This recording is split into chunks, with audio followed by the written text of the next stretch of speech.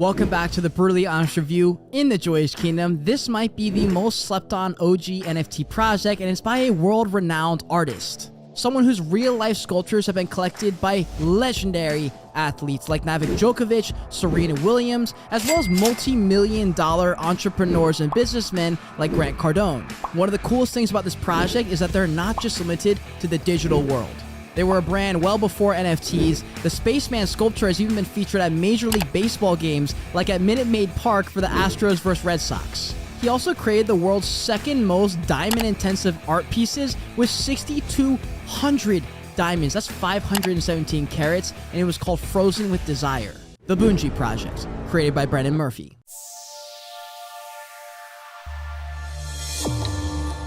If you're a Web3 company or project and you want a brutally honest review just like this, DM me on Twitter at KBergman or go to joyishkingdom.com. They dropped a 10K collection back in the 2021 bull run, and ever since I've been looking to push the boundaries of sort of what's expected in NFT land.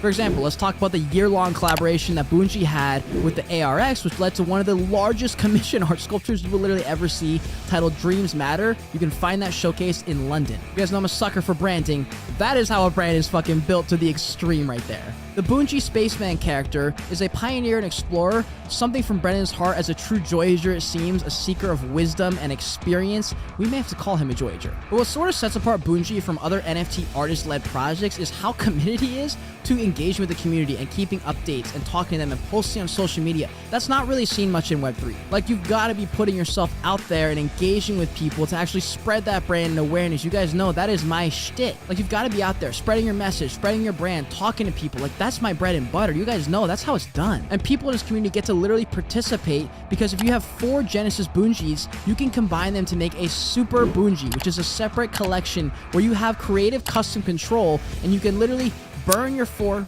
Yu-Gi-Oh style. You get to throw your polymerization card down, you get to combine those BOONJIs and create a totally new character.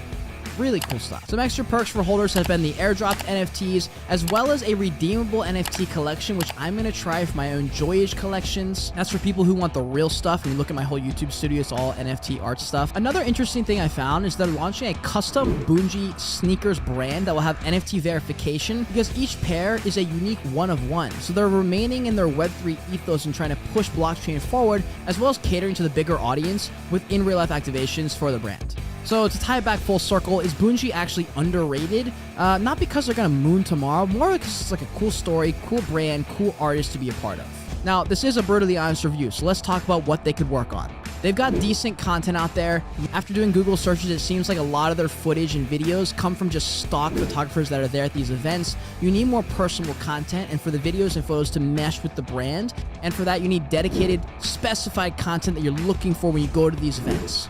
And I'm not just talking about documenting the journey. I'm talking about planned, scheduled, live shows, live art shows, tutorials, things that people can kind of like connect with Brendan on a live stream, some kind of content like that that can also be chopped up into short form content. We're not living just in Web3 land on Twitter. For BOONJI, they are a real life brand which has way more prominence outside of Web3 actually, so content needs to be the biggest thing that they lean into. For my own podcast, consistency and pacing have really changed the game for me and create a lot more chatter for my podcast than anything before. And that's why I talked about the live shows, the live art tutorials, things like that. Also doing some more public collaborations with NFT thought leaders, people in the space, so that the NFT investors are also aware of the brand. One of the benefits and negatives of being an OG project is either you're remembered or you're kind of forgotten. And unless you're showing up every single day talking to the people who are here now, you're gonna be forgotten from the current Web3 audience. For interested collectors, the cheapest buy-in on the floor for the Genesis collection is literally 0.05 ETH, like $100. Could be the move if you like artist-led projects like myself.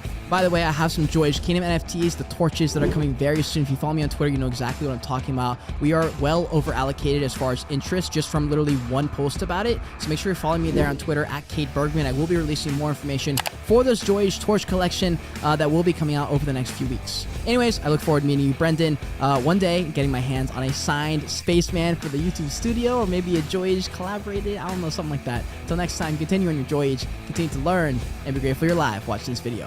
Bye.